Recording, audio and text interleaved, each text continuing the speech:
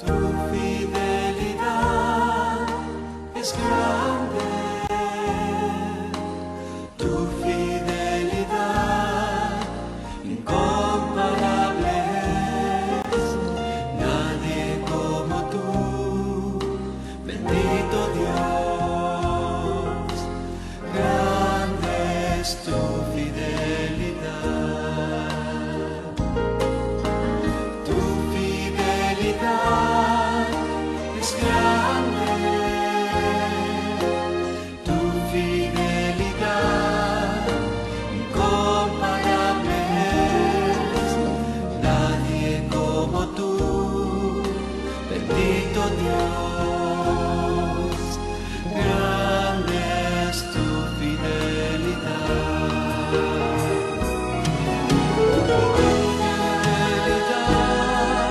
Es grande,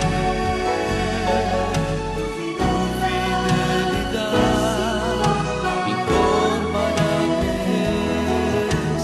Nadie como tú, bendito Dios, grande es tu fidelidad. Tu fidelidad es grande,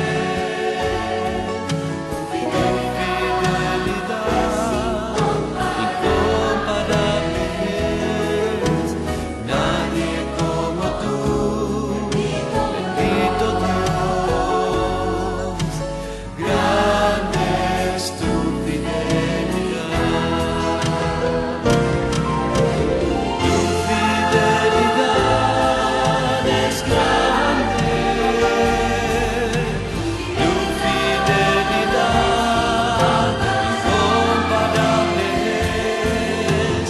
Nadie como tú, bendito Dios, grande es tu fidelidad. Tu fidelidad es grande,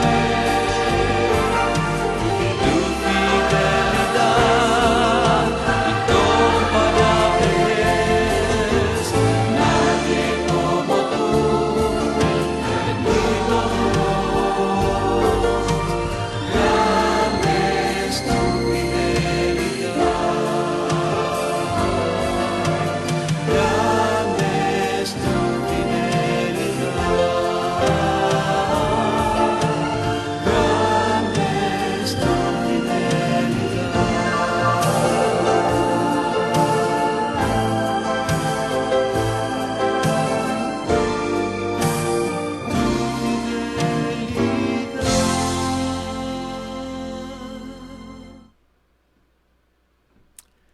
¿Qué tal, familia? Dios es amor. Muy buenos días. ¿Cómo están todos? Espero que bien. Iniciamos este domingo con ese precioso canto. Grande es tu fidelidad. Creo que muchos lo hemos cantado y es una gran verdad. Hemos visto la fidelidad de Dios en tiempos difíciles. En todos los tiempos vemos la fidelidad de Dios. El apóstol Pablo, en Primera de Corintios capítulo 1, versículo 9, dice así: fiel es Dios. Fiel es Dios, por el cual fuisteis llamados a la comunión con su Hijo Jesucristo, nuestro Señor. Fiel es Dios, el cual a través de nuestro Señor Jesucristo somos llamados a comunión con el Padre. Gracias a Dios por esa fidelidad. Gracias a Dios porque en medio de todo esto que hemos vivido, la fidelidad de Dios es cada día, es cada mañana para con todos nosotros. Y hoy, dentro de esa fidelidad, el Señor nos permite un domingo más. Domingo 30 de agosto del 2020. Me da mucho gozo poder volverlos a saludar, hermanos. Hoy, como le decía yo a mi hermano Juan Carlos, felicitando a Johnny, ¿verdad? Porque hoy es su cumpleaños del pequeño Johnny. Pues nos dan ya, estamos con muchos deseos de volver a vernos, de volver a abrazarnos, de volver a reír juntos, de estar juntos en esa comunión que tenemos a través de Cristo. Pero será en el tiempo y bajo la voluntad del Señor, porque nuestra responsabilidad mayor es amar a los hermanos. Así que, hermanos, sigan orando por eso y pues bienvenidos nuevamente para iniciar este hermoso servicio. Y precisamente voy a pedir a mi hermano Juan Carlos que inicie en oración. Adelante, Juanito. Buenos días, mis hermanos. Espero que se encuentren bien. Y pues vamos a iniciar en esta mañana, mis hermanos, con oración, poniendo este tiempo en las manos del Señor. Gracias porque nos permite a través de este medio, pues escuchar su palabra. Vamos a orar. Bendito Padre Celestial, te damos gracias en esta mañana. Gracias porque, pues, tú has sido fiel. Gracias porque en tu infinito amor, tú nos has cuidado y nos has librado, Señor, de esta pandemia, Padre. Gracias te damos, mi Dios. Y Padre, pues en esta mañana queremos iniciar, Padre, alabándote, Señor, dándote la honra y la gloria a ti, Padre. Gracias te damos porque tú has sido bueno, Señor. Y Padre, pues seguimos pidiendo por esta pandemia, Señor, que tú seas, Señor, el que siga obrando, Señor, en esta enfermedad, Padre. Gracias te damos, mi Dios, por cada uno de mis hermanos que se encuentran bien, Padre. Gracias porque tú les has cuidado, les has guardado, Señor. Y también, Padre, queremos, Padre, pedir por la vida de nuestro hermano Manuel, de su familia, de John, que pues ya se fue a Estados Unidos, Padre, que tú sigas obrando allá, Señor, en la vida de John. Y que pueda ser de bendición también a donde esté, Padre. Gracias te damos, Señor. Y Padre, en este tiempo queremos, pues, darte la honra y la gloria a ti, Señor. Y que tú sigas obrando, Señor, en los corazones. Gracias, Padre, porque la iglesia somos nosotros, no el local donde está en Coclancingo, Padre. Gracias te damos y que la honra y la gloria sea para ti, mi Dios. En el nombre de tu Hijo Jesucristo. Amén. Amén. Gracias, mi hermano Juanito. Pues nada más aclaro, el día viernes que viene es el día que sale John a los Estados Unidos. Gracias a todos por su apoyo, sus mensajes, sus oraciones. Muchas gracias, mis hermanos. De verdad se siente tan hermoso tener a una gran familia, el estar apoyándonos con sus oraciones. Gracias también, hermanos, por llevar ante el Señor, ¿verdad?, hasta su trono de gracia, todas las peticiones, todas las oraciones que nos mandan para que estemos apoyando en eso, en oración. Gracias a todos ustedes, mis hermanos, que continuamente están orando, porque no cesan las oraciones. Pero damos gracias a Dios, como dice mi hermano Juanito, en medio de todo esto, contamos con la fidelidad de nuestro Dios. Y ahora voy a suplicar a mi hermana Janet que nos haga la lectura bíblica del Salmo 42. Adelante, Janet. Hola hermanos, buenos días. Me da mucho gusto estar con ustedes a través de estos medios. Vamos a hacer la lectura bíblica en el Salmo 42. Como el ciervo anhela las corrientes de las aguas, así te anhelo, oh Dios. Tengo sed de Dios, del Dios viviente. ¿Cuándo podré ir para estar delante de Él? Día y noche solo me alimento de lágrimas, mientras que mis enemigos se burlan continuamente diciendo: ¿Está ese Dios tuyo? Se me destroza el corazón al recordar cómo solían ser las cosas. Yo caminaba entre la multitud de adoradores, encabezaba una gran procesión hacia la casa de Dios, cantando de alegría y dando gracias en medio del sonido de una gran celebración. ¿Por qué estoy tan desanimado? ¿Por qué está tan triste mi corazón? Pondré mi esperanza en Dios. Nuevamente lo alabaré, mi Salvador y mi Dios.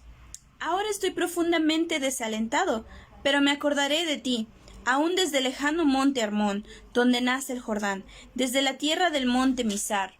Oigo el tumulto de los embravecidos mares, mientras me arrasan tus olas y las crecientes mareas. Pero cada día el Señor derrama su amor inagotable sobre mí, y todas las noches entono sus cánticos, y oro a Dios, quien me da vida. Oh Dios, roca mía, clamo, ¿por qué me has olvidado? ¿Por qué tengo que andar angustiado, oprimido por mis enemigos? Sus insultos me parten los huesos, se burlan diciendo, ¿dónde está ese Dios tuyo? ¿Por qué estoy desanimado? ¿Por qué está tan triste mi corazón? Pondré mi esperanza en Dios, nuevamente lo alabaré, mi Salvador y mi Rey. Hermanos, en este día, si nuestro corazón está animado, recordemos esto: el Señor es nuestra salvación, Él es nuestra esperanza. Así es que si tu corazón está agobiado, ven delante de Él, ven delante de tu Salvador y juntos vamos a alabarle, porque Él es nuestro Salvador y nuestro Dios. Que Dios les bendiga. Hasta luego. Gracias, Yani. Así es, qué precioso salmo. En esta semana que estuve en la iglesia, porque cada semana voy a dejar algunas cosas ahí. Marcelino me estaba enseñando el techo de algunas fugas de agua que habíamos tenido, pero me detuve a ver el salón y le decía yo a mi hermano Marcelino, la verdad extrañamos mucho poder ver a nuestros hermanos. Como dice este salmo, me acuerdo de estas cosas y derramo mi alma dentro de mí, de cómo yo fui con la multitud y la conduje hasta la casa de Dios, entre voces de alegría y de alabanza del pueblo en fiesta. ¿Por qué te abates, oh alma mía, y te turbas dentro de mí? Espera en Dios, porque aún he de alabarle, salvación mía y Dios mío. 2 veces en este precioso salmo, ¿verdad? Está diciendo el salmista que muchos, ¿verdad? Dicen, bueno, ¿y a dónde está Dios en todo esto?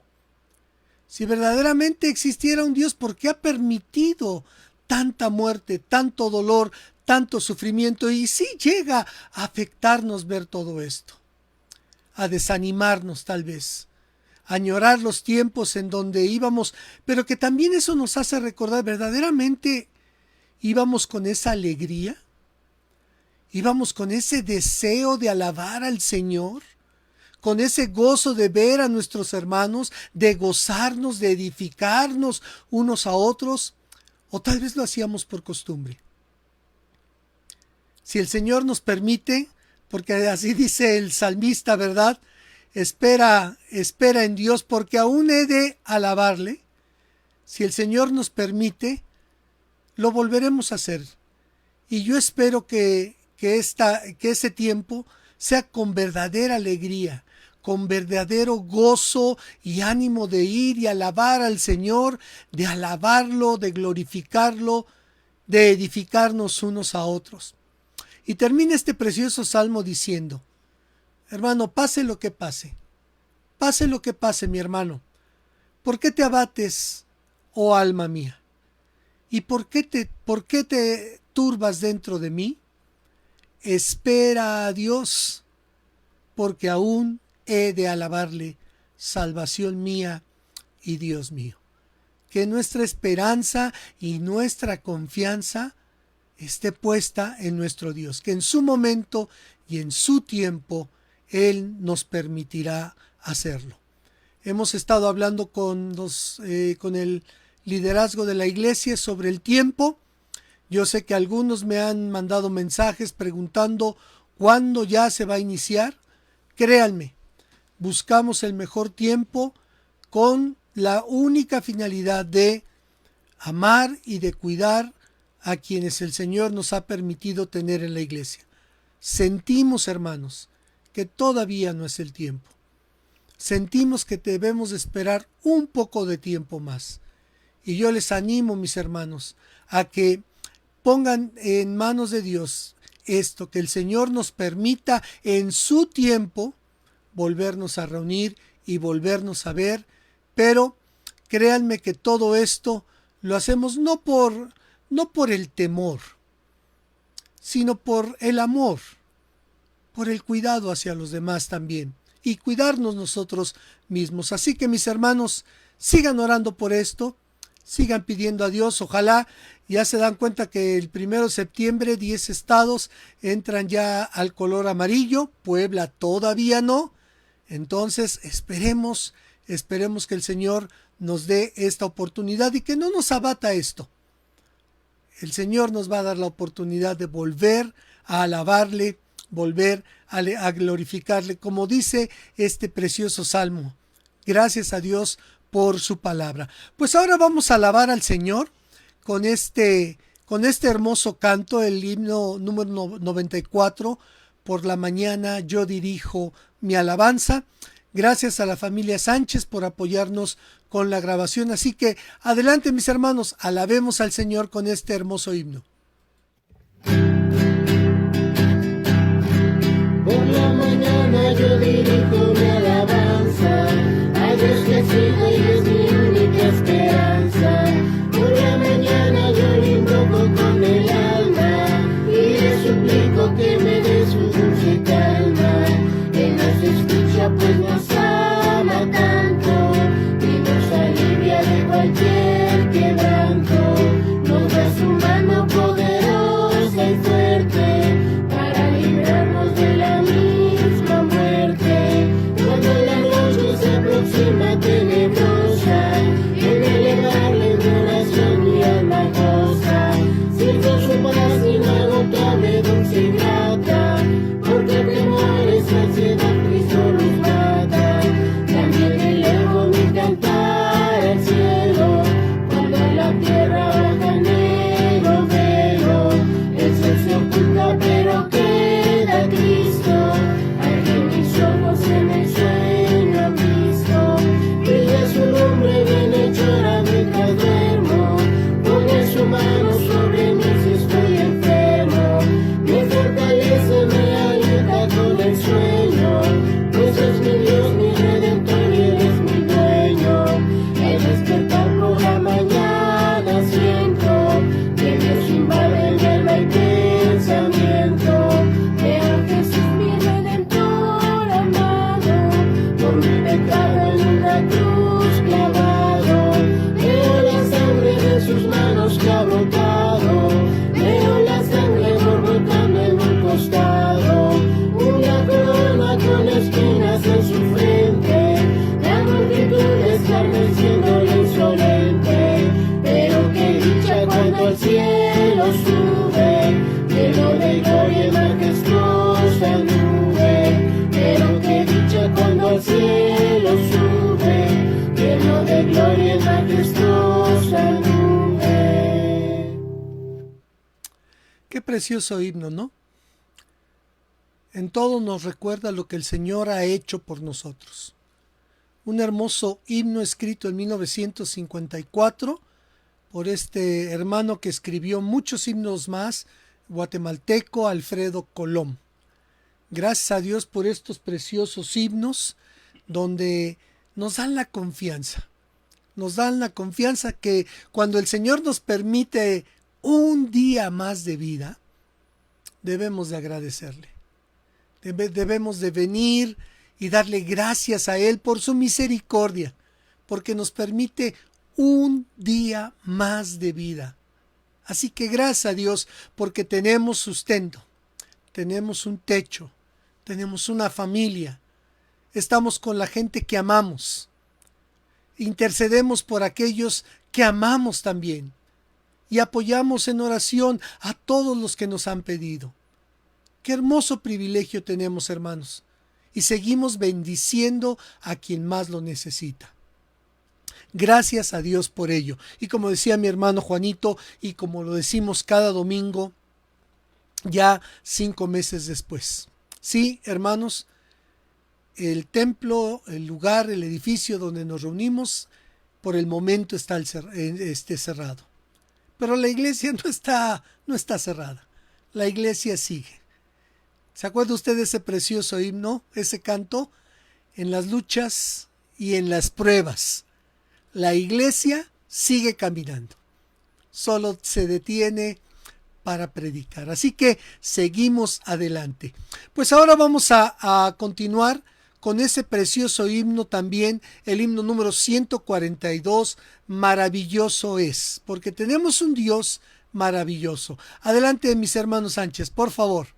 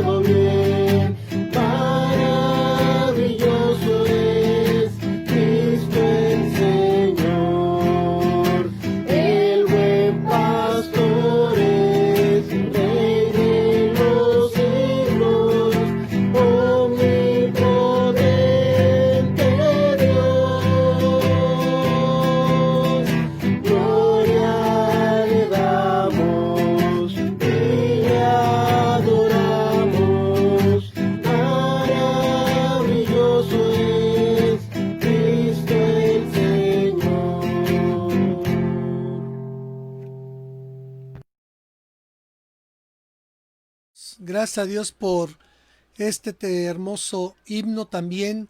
Maravilloso es, porque nuestro Dios es eso, es un Dios maravilloso. Pues ahora, mis hermanos, vamos a conectarnos con nuestro hermano Mario, quien tendrá el mensaje en esta mañana. Así que adelante, Mario, por favor.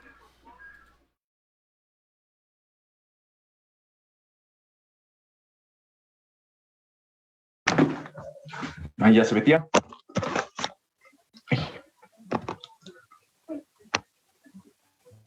Hola, ¿qué tal? Buen día, hermanos y hermanas. Es un gusto verlos otra vez, aunque sea nada más en la pantalla.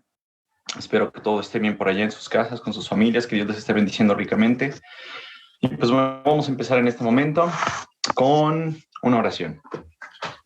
Padre, gracias por tu palabra, por la iglesia en la que nos permitiste estar. Gracias porque nos permite ser parte de este cuerpo en el que se predica tu palabra. Padre, bendice este tiempo, háblanos a través de tus escrituras y que lo que aprendamos hoy sea de bendición para nuestras vidas. Úsame, Señor, para que tu palabra sea proclamada y quita todo estorbo que haya en mi corazón. Padre, usa tu palabra para hablarnos y que tu Espíritu Santo toque nuestros corazones. En nombre de Jesús, amén. Vamos a abrir nuestras Biblias, hermanas y hermanos, en Mateo capítulo 16. Mateo capítulo 16.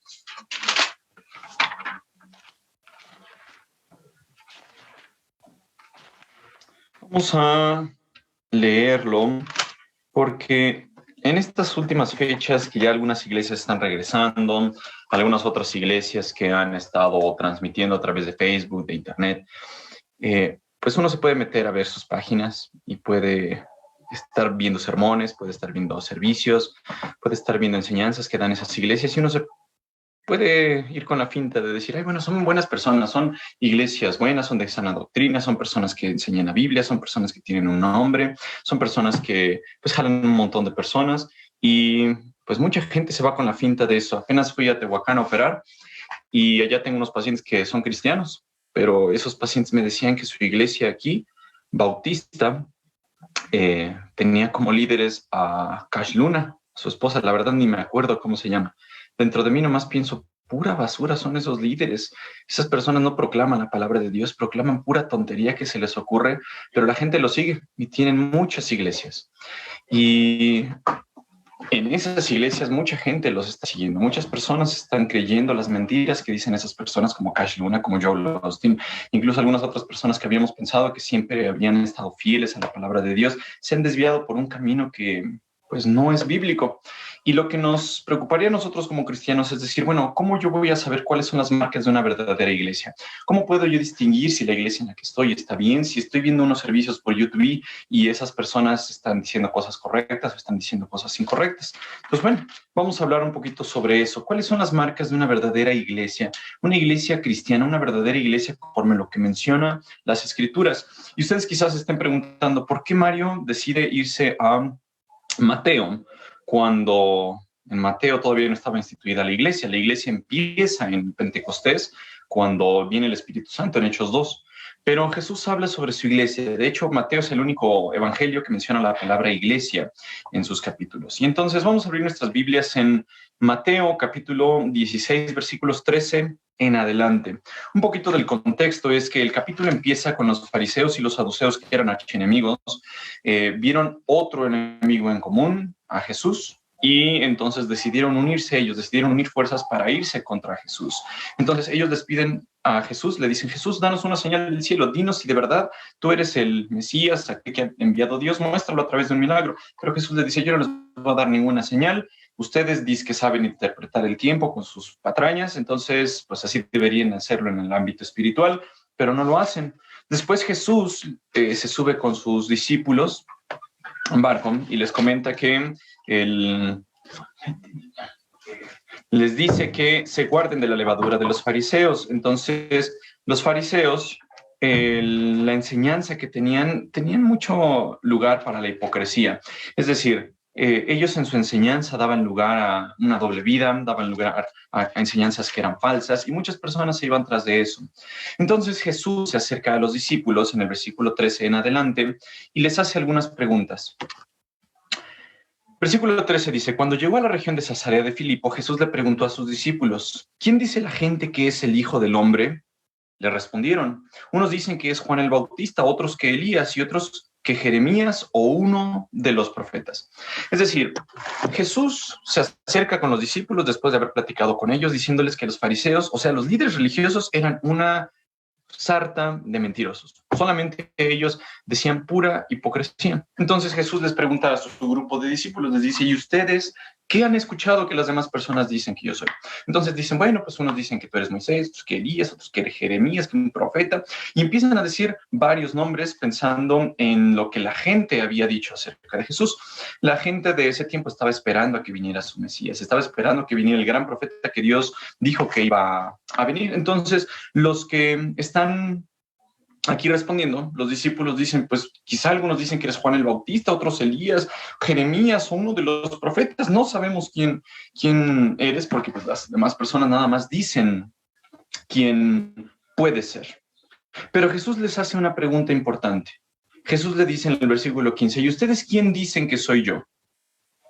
Tú eres el Cristo, el Hijo del Dios viviente, afirmó Simón Pedro. Noten esto. Entonces, la primera característica de una iglesia bíblica, una iglesia cristiana, una iglesia conforme a las Escrituras, es esto. La iglesia, sabemos por la palabra en sí en griego, quiere decir que son aquellos que son sacados, que son tomados aparte de un grupo y son separados. Entonces, la primera característica que tiene este grupo de separados, este grupo de iglesia, es esta confesión que compartimos. Simón Pedro les dijo, tú eres el Cristo, el Hijo del Dios viviente, afirmó Simón Pedro. Entonces, la primera característica es ¿qué confiesa la iglesia sana? ¿Qué confiesa una verdadera iglesia? La verdadera iglesia confiesa que Jesús es el Hijo de Dios. La verdadera iglesia dice que Él es el Todopoderoso, que Él es el Salvador. No está confiando en que haya alguien más, que haya otra persona que pueda igualar a Jesús. No está diciendo que solamente es un profeta o alguien que iba a venir o que es Juan el Bautista Jesús, sino que está diciendo la iglesia, tú eres el Cristo, eres el Mesías, aquel que hemos estado esperando que venga de parte de Dios, aquella revelación que siempre hemos buscado es Jesús. Eso es lo que comparte una iglesia sana. Entonces, si ustedes se meten a YouTube, si se meten a otras cuentas de internet, van ustedes a saber que hay muchas iglesias que han estado transmitiendo disque cosas de la palabra de Dios. Y esas iglesias muchas veces proclaman que Jesús es el Salvador y por ahí vamos con un punto bueno. Sin embargo, si alguna iglesia empieza a proclamar otra cosa que no sea eso, entonces podemos irnos ya de ese lugar sabiendo que esa iglesia no es bíblica. Satanás es muy astuto y Satanás ha buscado engañar siempre a la humanidad. Cuando estábamos estudiando el libro de Juan, yo les comentaba en el capítulo 14, cuando se acercan los discípulos a Jesús y le dicen, Jesús, muéstranos el camino. ¿Cuál es el camino? Y Jesús les responde, yo soy el camino, la verdad y la vida. Nadie viene al Padre sino por mí. Es decir, Jesús solamente dejaba una oportunidad, solamente decía, yo soy el único camino, soy exclusivo, no hay nadie más. Pero la gente no lo cree, se van con las fintas que nos da Satanás. Y también en esa ocasión que estaba predicando sobre Juan 14 les daba un ejemplo, no sé si lo escucharon o no, si lo escucharon, quién sabe si se acuerden, pero más o menos yo les hacía la similitud con, supongamos que una pareja, pues recién casados, se le ocurre a la esposa decir, oye, mi amor, pues vamos a tener que pintar nuestro nido de amor, nuestro cuarto. Y el esposo así dice, ay, como que, pues empieza a pensar, ¿no? Y dice, pues no, yo creo que no necesita pintarse nuestra casa. Nuestro cuarto no necesita ninguna pintura. Pero como la esposa lo dijo, pues al pobre marido no solamente le va a tocar pagar la pintura, sino que lo van a poner a pintar. Bueno, entonces ya el marido resignado le dice, está bien, bueno, vamos a pintar el cuarto. Y todavía el marido tiene la desfachatez, la ilusión de pensar que, pues no sé, le van a dar chance de que pinten el cuarto del color de su equipo, del azul o de las Chivas, no sé. Pero la realidad es diferente. Llega la esposa y le dice, muy bien, mi amor, como ya decidimos, toma, ¿cuál de estos colores te gusta? Y el marido se queda así como que viendo, ay, ¿a poco son colores diferentes? Yo los veo todos iguales. Pero la esposa dice, sí, mira, a mí me gusta este. Entonces ya el marido sabe desde ese momento que de ese color va a quedar pintado el cuarto, que él va a comprar la pintura y que le va a tocar pintar. Satanás también hace algo similar. Satanás te da una gran opción de cosas, te da un abanico de opciones y te dice, mira, están los mormones, los testigos, los católicos, católicos, los hinduistas, los anabaptistas, los ortodoxos, los luteranos, los presbiterianos, y empiezas a pensar, ay, todas se parecen, todas son iguales. ¿Cuál será la realidad? Bueno, una de las marcas de una verdadera iglesia cristiana, conforme dice la Biblia, es esa. Primero, que proclamen a Cristo. Pero noten algo, el grupo de cristianos que va a conformar la iglesia no es nada más una persona que puede confesar eso porque sí, porque se le ocurrió decir eso, sino que dice aquí, el versículo 17, dichoso tú, Simón, hijo de Jonás, le dijo Jesús, porque eso no te lo reveló ningún mortal, sino mi Padre que está en el cielo. Es decir, otra característica que tiene la iglesia es que lo que nosotros creemos, lo que nosotros predicamos, no es algo que nosotros hayamos inventado, no es algo que a uno de nuestros líderes se les haya ocurrido, no es algo que nosotros hayamos leído en un libro de motivación o de autoestima, sino es algo que Dios mismo nos ha revelado. Y esto habla de la obra que Dios hizo en la vida de Simón Pedro. Al igual que Dios le reveló a Simón Pedro quién era Jesús, el grupo de personas conformadas en la iglesia han conocido realmente quién es su Salvador, quién es Jesús. Y eso lo ha hecho el Padre. Jesús ha regenerado su corazón. Él ha vuelto a nacer. Esa persona que confiesa a Jesús ha vuelto a nacer por la obra del Espíritu Santo dentro de su corazón. Y por lo tanto Jesús le dice, no hay de qué jactarse, Simón Pedro. No es algo que tú hayas descubierto, no es algo que otra persona te haya dicho, es algo que mi Padre te reveló. Y entonces, esa sería la segunda característica de una iglesia sana. Una iglesia sana confiesa a Jesús como su Salvador y tiene una relación personal con Dios de manera que conoce su revelación. La conoce a través de las Escrituras y la conoce a través de Jesús mismo. Versículo 18. Dice, yo te digo que tú eres Pedro, y sobre esta piedra edificaré mi iglesia, y las puertas del reino de la muerte no prevalecerán contra ella. Este versículo es sumamente controversial. Es un versículo que muchas personas han tratado de interpretar de una manera o de otra. Pero noten algo, vamos a ir como desmenuzándolo. Jesús le dice a Pedro, yo te digo que tú eres Pedro. Entonces Jesús está haciendo alusión al nombre de Pedro, que ya antes llamó Simón, hijo de Jonás, pero le está diciendo a Jesús, tú eres Pedro, haciendo referencia a una pequeña piedrecita. Y más adelante le dice, y sobre esta piedra edificaré mi iglesia. Ahí Jesús utiliza otro término diferente. Ahí habla de una roca masiva. Hay una cosa brutal, una formación rocosa tremenda. No una piedrecita como Pedro, sino una formación rocosa gigantesca. Y algunos han pensado, bueno, ¿sobre qué edifica Jesús a su iglesia? Bueno, el mismo Pedro, en 1 Pedro 2, 4 al 6, nos dice que Jesús es la roca. Dice, Jesús es la roca, la principal piedra. Después de esto viene el fundamento de los apóstoles y después todos ustedes están siendo edificados como un edificio. Pedro jamás clamó, será así la roca, Dios me dio la autoridad, yo voy a ser el próximo papa, sobre mí se va a edificar la iglesia. Quien diga eso está mintiendo. Pedro jamás dijo que él era la roca. Si ustedes van a 1 de Pedro 2, se van a dar cuenta que Pedro dijo, Jesús es la roca. Y Jesús ocupó dos palabras diferentes. Algunas personas también piensan que esa roca se puede referir o tanto a Jesús o se puede referir a la confesión de fe que Pedro había mencionado. Entonces, no podemos decir con plena seguridad cuál es, pero Pedro más adelante menciona que es la primera opción que les comento, aunque algunas personas piensan que es la segunda, que es la confesión de fe, o algunas otras consideran que fuera el mismo Pedro. Pero esa es una mentira. La Iglesia Católica, por ejemplo, la Católica Romana piensa que Pedro es el sucesor de Jesucristo, lo cual es una mentira. Cualquier persona que lea las Escrituras y se dé cuenta que Jesús es la roca, solamente va a creer en lo que dice Jesús, no lo que dice algún otro líder.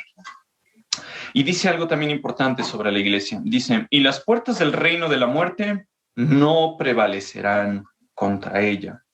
Uno puede decir, ay, ¿cómo así? Nosotros vemos iglesias cristianas que se desmoronan. En el Apocalipsis Dios decía que si no se arrepentían, Él iba a quitar su lugar entre las lámparas de las iglesias, se iban a desaparecer. Entonces uno podría decir, ay, ¿a poco entonces la muerte o el Hades no tiene poder sobre la iglesia? Porque vemos muchas iglesias que se desbaratan, vemos muchos cristianos que mueren incluso siendo mártires. Jesús lo que le está diciendo aquí a Pedro es, mira, el Hades, las puertas del Hades no van a prevalecer contra ella, ni siquiera la misma muerte. Si alguna persona de mis hijos, algún cristiano, alguna persona que ha creído en Jesús como su Salvador, es objeto de martirio, ni siquiera aún así la iglesia va a tener que sucumbir delante de la muerte. La muerte no tiene poder sobre la iglesia.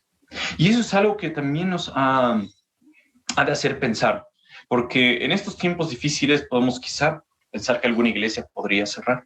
Podríamos decir, no, estas iglesias que son medio debiluchas van a cerrar. Pero noten ustedes algo, la fuerza no depende del cristiano, no depende de la iglesia misma, sino que Dios es el que le da fuerza, es el que protege a su iglesia. Por eso dice Jesús, las puertas del reino de la muerte, las puertas del Hades, no van a prevalecer contra ella. Y uno podría decir, Señor, pero es que los cristianos estamos sufriendo, los cristianos estamos muriendo. Incluso quizá en los primeros siglos, cuando los cristianos sufrían persecución, podían decir eso. Señor, ¿dónde estás tú en medio de todo este sufrimiento que está pasando? Jesús les decía, ni siquiera la muerte va a tener poder sobre la iglesia. Versículo 19 es otro versículo controversial. Dice, te daré las llaves del reino de los cielos.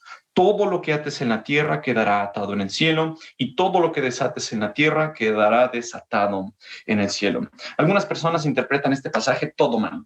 Piensan, como les mencionaba, que Pedro es la roca sobre la cual descansa la iglesia, lo cual es falso. Y otro, que Dios le dio las puertas, así, Dios le dio las llaves de las puertas del cielo para que él dejara entrar a las personas. Y de hecho, cuando pensamos en Pedro, casi siempre pensamos que él está a las puertas del cielo y que él recibe a los que van a pasar a la eternidad. Eso no es lo que quería decir Jesús aquí. Cuando Jesús habla de las llaves del reino de los cielos, está hablando de autoridad. Y entonces vemos más adelante, en los capítulos que siguen, incluso en el final de Juan, que Dios le da autoridad a la iglesia. Es decir, la autoridad la iglesia tiene poder para proclamar, tiene poder para poder decir lo que Dios ya ha determinado, lo va a proclamar la iglesia. Y uno podría decir, ay, pues no es eso como muy dictatorial. ¿Cómo la iglesia puede determinar lo que Dios ya determinó de antemano? Bueno, eso es muy sencillo. La Biblia misma nos dice que aquellas personas que creen en Jesús como su Salvador son salvas. Aquellas que no creen en Jesús como su Salvador no son salvas, les espera el infierno. La iglesia, como tiene las escrituras, tiene la autoridad para poder proclamar eso. Y cuando se acerque una persona y diga, es que yo me voy a ir al cielo porque me he portado muy bien, porque he sido muy bueno, porque sé de esto, sé de lo otro, he hecho muchas cosas buenas, la iglesia tiene la autoridad para decirle, no, lo que dice la Biblia sobre ti es que si no crees en Cristo como tu Salvador, te vas a ir al infierno. Entonces, esto es a lo que se refiere Jesús aquí. Jesús le da la autoridad a la iglesia para poder proclamar lo que ya en el cielo se determinó. Y entonces le está diciendo, las llaves del reino de los cielos, quiere decir que todo lo que ates en la tierra quedará atado en el cielo. Lo que ya Dios determinó, es decir, que aquellas personas que creen en Jesús como su Salvador son salvas, tú como iglesia lo puedes proclamar. Y esa es otra marca de una iglesia sana, que proclama las escrituras. No va a proclamar ideas de personas, no va a proclamar sueños, no va a proclamar, ay, que se me apareció el ángel y me dijo y que me reveló y me dio un nuevo libro, como quizá los mormones, sino que la iglesia que verdaderamente tiene su base en las escrituras, va a poder proclamar lo que aparece acá. Entonces, una marca de una iglesia sana es que la iglesia proclama la verdad. Y eso nos debe hablar a los que ya somos parte de la iglesia, de decir, bueno, si yo me digo ser parte de la iglesia, si yo me digo ser parte del reino de Dios, ¿qué tanto estoy conociendo de las escrituras? ¿Qué tanto estoy aprovechando el tiempo para leerlas, para conocerlas, para saber lo que Dios me está mandando, lo que Dios me pide que le proclame a los demás? O quizá te conformes con ser un cristiano así promedio, un cristiano patocho, un cristiano que no sabe ni siquiera de lo que está diciendo, nomás lleva ahí como borrego siguiendo a otras personas porque pues, le gusta la hermana de la iglesia, porque le gusta cómo cantan, porque se va a desahogar con sus problemas allá en la iglesia. Pero un verdadero grupo de creyentes lo que va a hacer es proclamar a Cristo y saber que tiene la autoridad para proclamar las escrituras. Versículo 20, es algo muy raro este pasaje, también dice, luego les ordenó a sus discípulos que no dijeran a nadie que era el Cristo. Y uno podría decir, ay, ¿por qué Jesús no quería que sus discípulos supieran esto? Si lo que viene más adelante, al final de Mateo, por ejemplo, es que Él quiere que vayamos y hagamos discípulos y les enseñemos todo lo que Jesús nos enseñó. Pero en este momento, noten ustedes, los discípulos quizá no entendían en su totalidad qué significaba seguir a Cristo. No entendían por completo la misión que Cristo tenía para esa venida. Entonces Jesús les dice, mejor no digan nada, no digan que yo soy el Mesías hasta que llegara el momento. Más adelante Jesús empieza a hablar de su muerte, pero hasta este momento los discípulos quizá estaban confundidos sobre quién era Jesús, qué había venido a hacer en su primera venida aquí a la tierra. Entonces Jesús les dice, no le digan a nadie que soy el Cristo. Actualmente, como ya sabemos lo que hizo Jesús, como ya tenemos culminada las escrituras, la obra de Dios, entonces Dios nos dice que proclamemos, que vayamos y anunciemos que Jesús es el Salvador, que Jesús es el Cristo. Y noten algo interesante, algo que también va a caracterizar a aquellas personas que forman parte de la congregación. Dice el versículo 21, desde entonces comenzó Jesús a advertir a sus discípulos que tenía que ir a Jerusalén y sufrir muchas cosas a manos de los ancianos, de los jefes de los sacerdotes y de los maestros de la ley, y que era necesario que lo mataran y que al tercer día resucitara. Esto yo creo que lo escribe Mateo por algo. Los discípulos todavía no entendían bien que su Jesús, que su Mesías, que su Maestro iba a tener que sufrir, iba a tener que morir, iba a tener que resucitar, y que eso iba a ser a manos de los maestros, de los fariseos, de los saduceos. Ellos no lo entendían, pero Jesús empezó a decirles y a decirles una y otra vez que era necesario que eso ocurriera. Entonces, en la iglesia, nosotros tenemos que recordar la misión de Cristo. Cristo vino a la tierra para salvarnos. Cristo vino a la tierra para tomar tu lugar y tomar mi lugar en la cruz que nosotros merecíamos por nuestros pecados.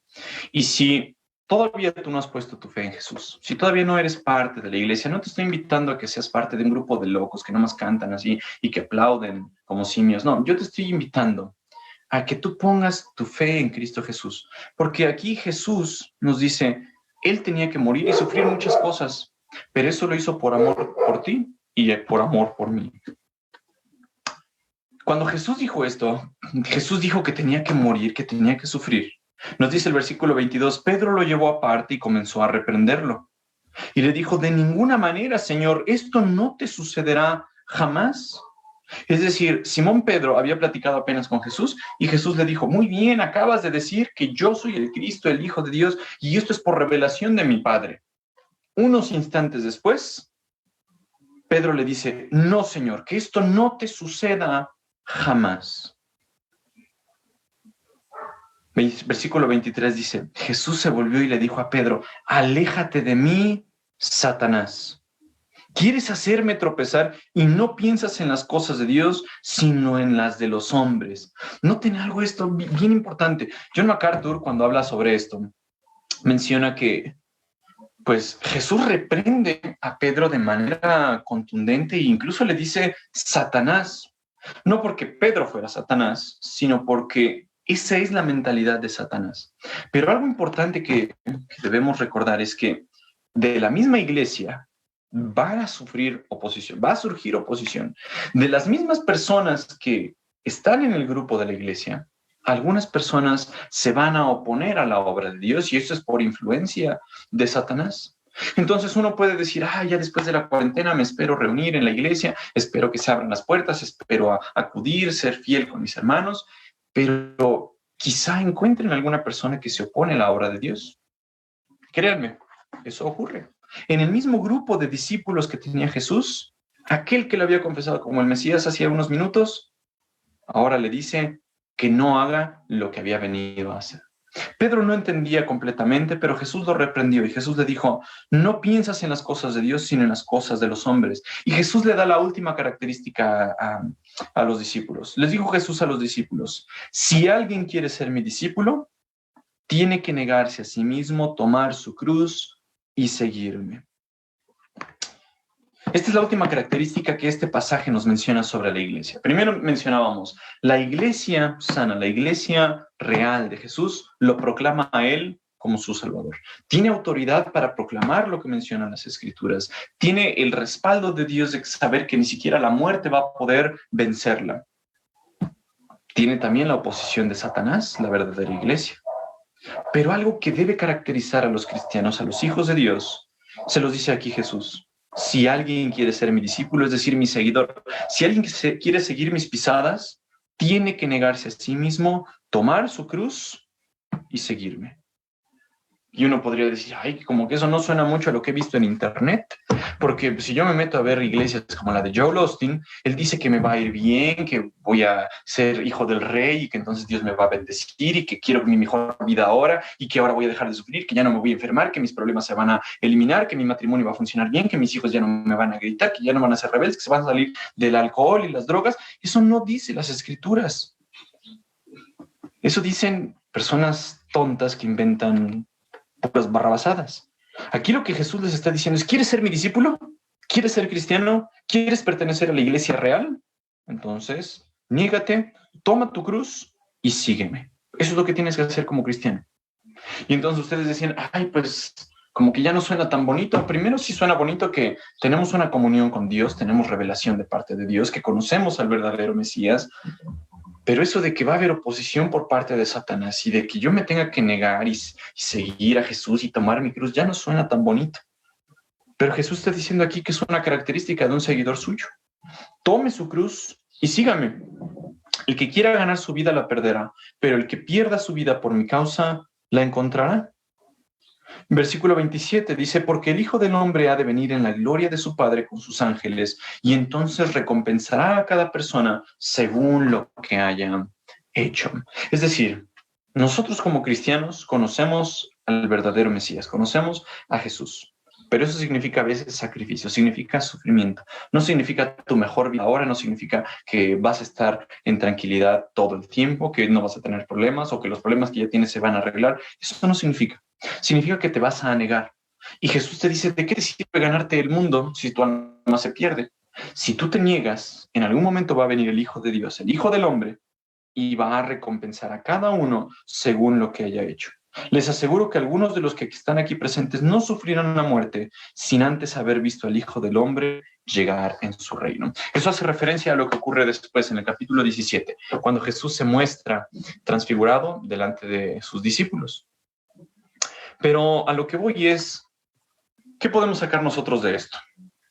Si nosotros seguimos a otras personas que no proclaman a Jesús como nuestro Salvador, que no proclaman que tienen una relación personal con Dios, que no proclaman las Escrituras, que no están preparadas para el ataque de Satanás desde dentro de sí mismos, que son personas que no han decidido tomar su cruz y seguir a Jesús, entonces no podemos estar hablando de una iglesia real. Allá afuera vamos a ver muchos farsantes, vamos a ver un montón de opciones que parecen ser buenas, iglesias que se hacen llamar incluso cristianas. Si usted se topa con algún católico romano, va a decirle, pues yo también soy cristiano, sí, pero no proclama lo que dicen las escrituras. Si usted se topa con algún mormón, el mormón le va a decir, sí, yo creo en Jesús, que es el hermano de Satanás. Y eso dice, ¿de dónde lo sacan? Pues de otro lado que no son las escrituras. Entonces, para que nosotros identifiquemos una iglesia sana, para que nosotros seamos una iglesia sana, debemos de tener esas características. Y mi hermano, si tú eres parte de eso, si tú eres parte de esa iglesia, entonces creo que te corresponde a ti informarte, crecer en las escrituras, leerlas, tomar tu cruz y seguirlo. Pero amigo y amiga, si tú no eres parte de esa congregación porque dices, nada más bola de rateros, si quieren quedar con mi dinero, ¿no? La iglesia, aquí no dice Jesús que es una organización financiera, ni que es un lugar para ir a llorar tus penas, ni que es un lugar al que vas a ir porque te gusta un hermano o una hermana, sino que es un lugar donde vas a conocer a Dios, donde te vas a alimentar, donde vas a crecer, y que sí va a haber sufrimiento, va a haber oposición, sí, pero recuerda algo, ni las puertas de la misma muerte, ni las puertas del Hades van a permanecer contra la iglesia. Espero que si estás escuchando esto, lo tomes en consideración y que te pongas a pensar qué rumbo está tomando tu vida. Si te dices ser cristiano, si estás de verdad reflejando esto que menciona Jesús, y si no eres cristiano o cristiana, que te pongas a pensar entonces, ¿dónde vas a pasar la eternidad si no conoces al Dios verdadero, al Mesías que Dios ha enviado? Vamos a terminar en oración.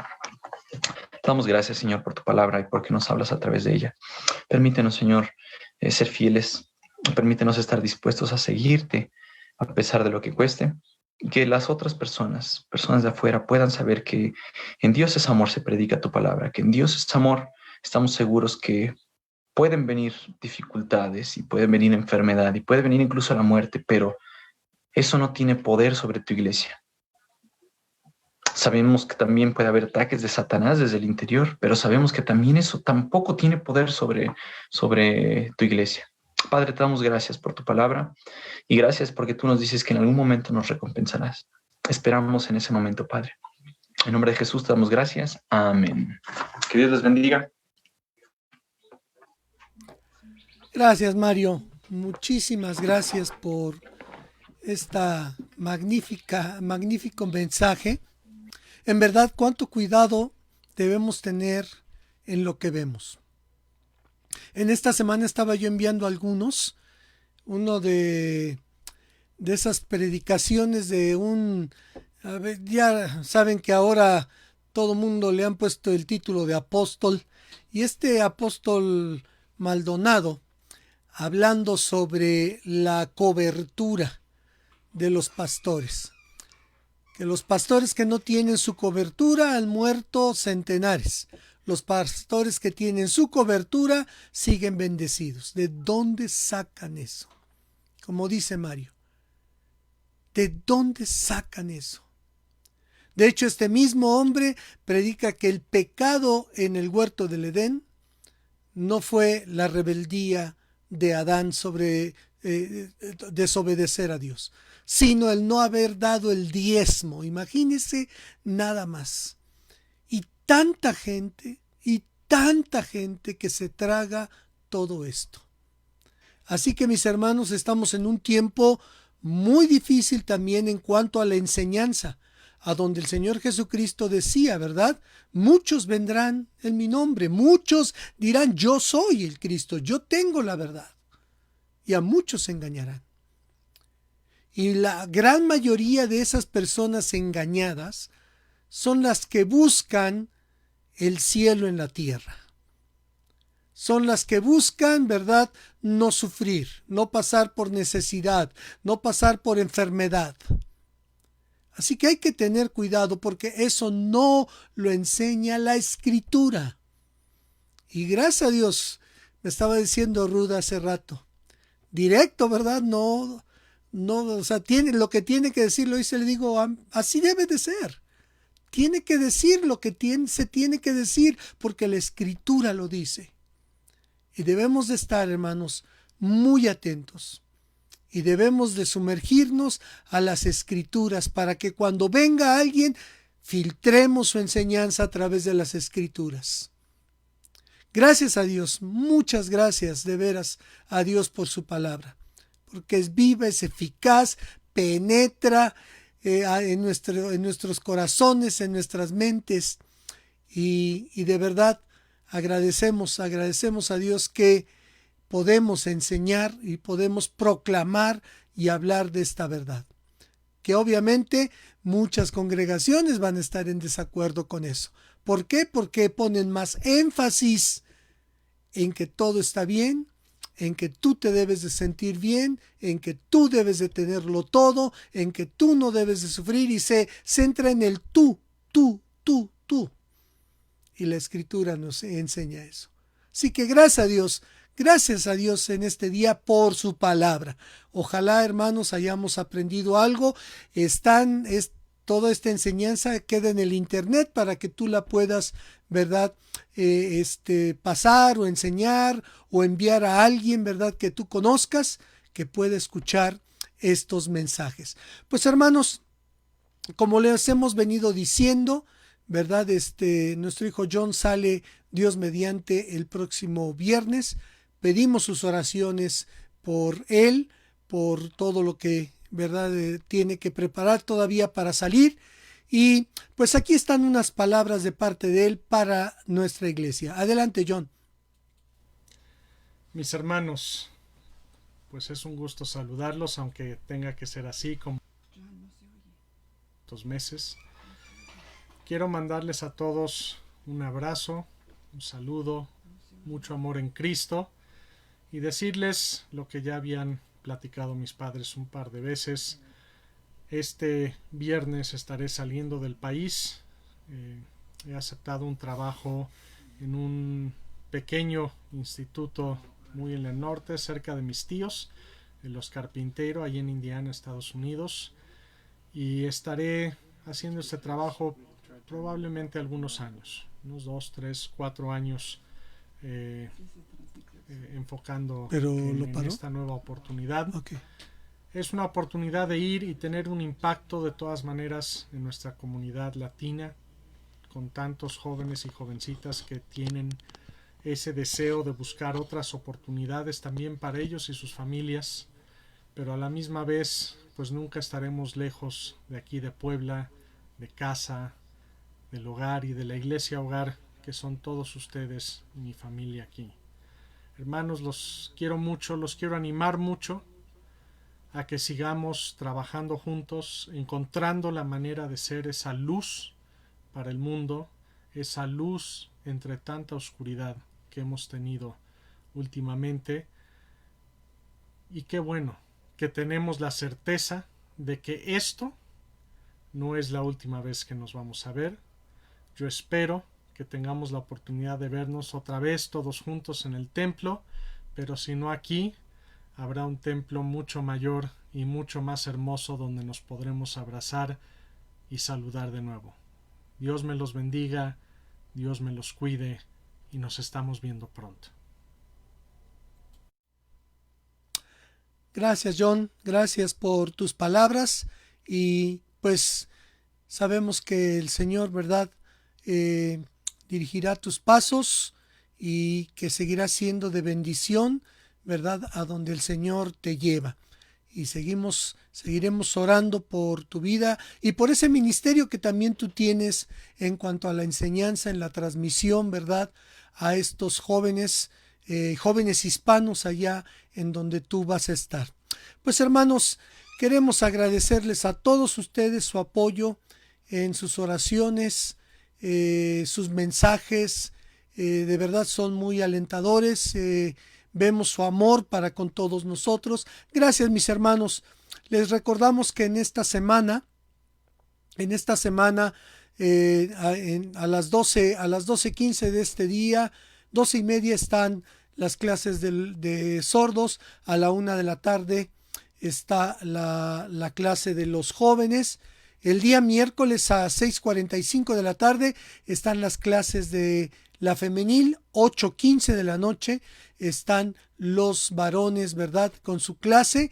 Y también todas las clases para nuestros niños están en el internet, están puestos, ¿verdad?, en el YouTube, para que ustedes los puedan ver, puedan pasarle las clases a sus niños. Seguimos agradecidos con el Señor por todo lo que podemos seguir dando, seguir ofreciendo a través de las despensas. Hoy me preguntaba un hermano, mi hermano Alex Mundo allá en Estados Unidos, si seguimos, ¿verdad?, dando despensas. Le digo que sí, que gracias a Dios el Señor en estos 5 meses ha bendecido, sigue bendiciendo para que sigamos, ¿verdad?, ayudando a quien más lo necesita. Gracias a Dios por ello, porque es Dios quien ha seguido proveyendo para este ministerio.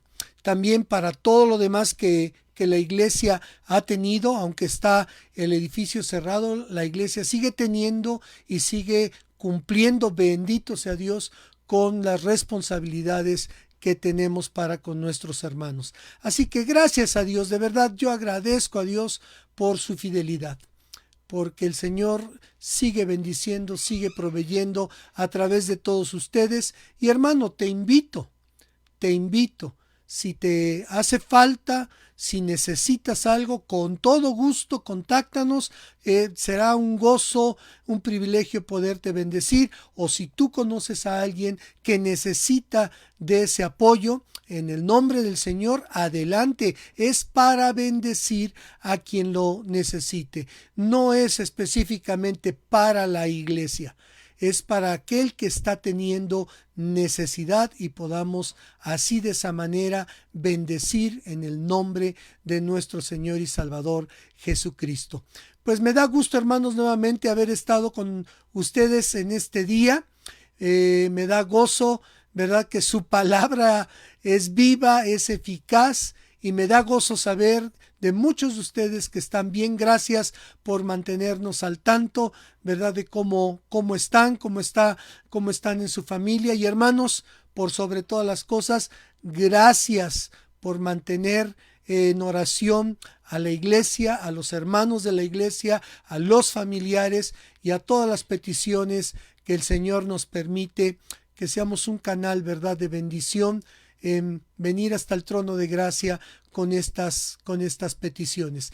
Que el Señor me los bendiga, mis hermanos, que el Señor me los guarde, y sigamos orando, hermanos, que el Señor nos permita, cuando sea su voluntad y cuando sintamos que es verdad, ya es seguro el poderlo hacer por amor a nuestros hermanos, por amor a los que vienen, que el Señor nos dé nuevamente la oportunidad de abrir, ¿verdad?, el edificio allá en Cuautlancingo. Muchísimas gracias, mis hermanos.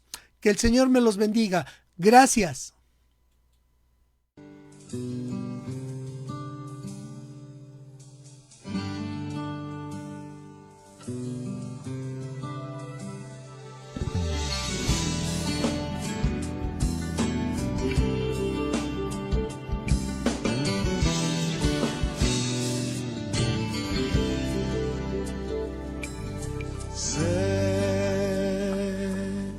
Ha sido muy difícil tener fe, que ha sido muy difícil creer en lo que no ves, pues si ves entonces no sería fe. Y sé que ha sido muy difícil amar,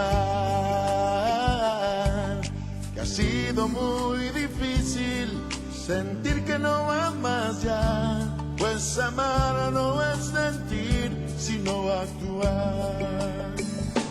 Toma mi mano y camina junto a mí, yo he anhelado este momento junto a ti. Toma mi mano, que no ves que siempre he estado aquí. Un segundo me ha dejado, y un segundo me ha dejado, y un segundo me ha dejado.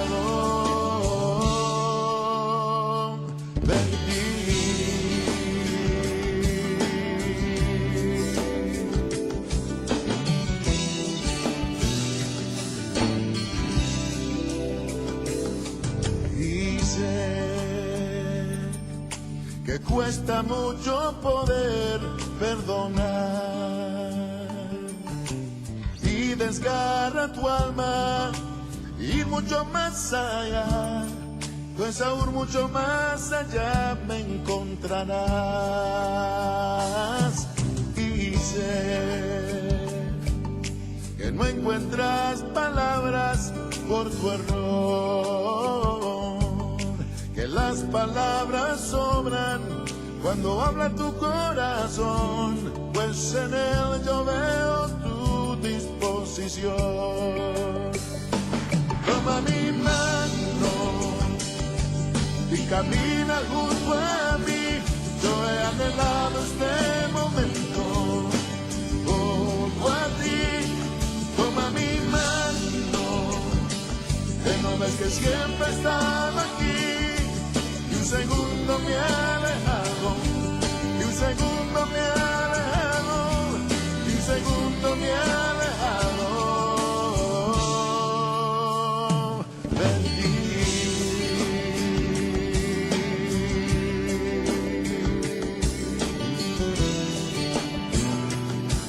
Sí, Dios, toma mi mano, toma mi mano, Señor, cada día más mi rey.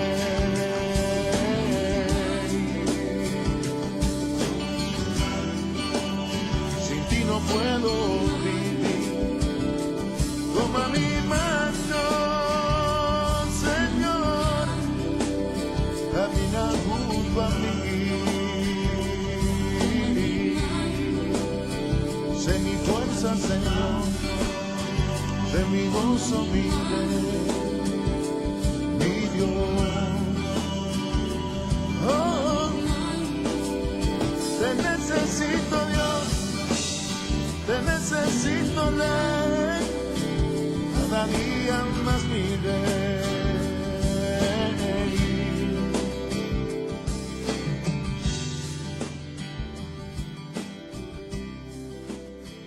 Sé mi gozo, Señor, sé mi fuerza.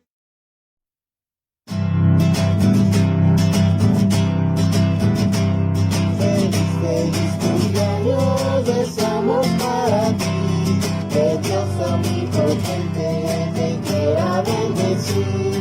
Feliz cumpleaños, que Dios en su bondad te dé muy larga vida, salud, felicidad. A Dios le damos gracias que podamos estar al fin de otro año hermoso que permitió llegar. Feliz cumpleaños, que Dios en su bondad te dé muy larga vida, salud, felicidad. Oremos pues unidos que te bendigan más, que formen lo futuro de gran prosperidad. Feliz cumpleaños, que Dios en su bondad te dé muy larga vida, salud, felicidad. ¡Felicidades!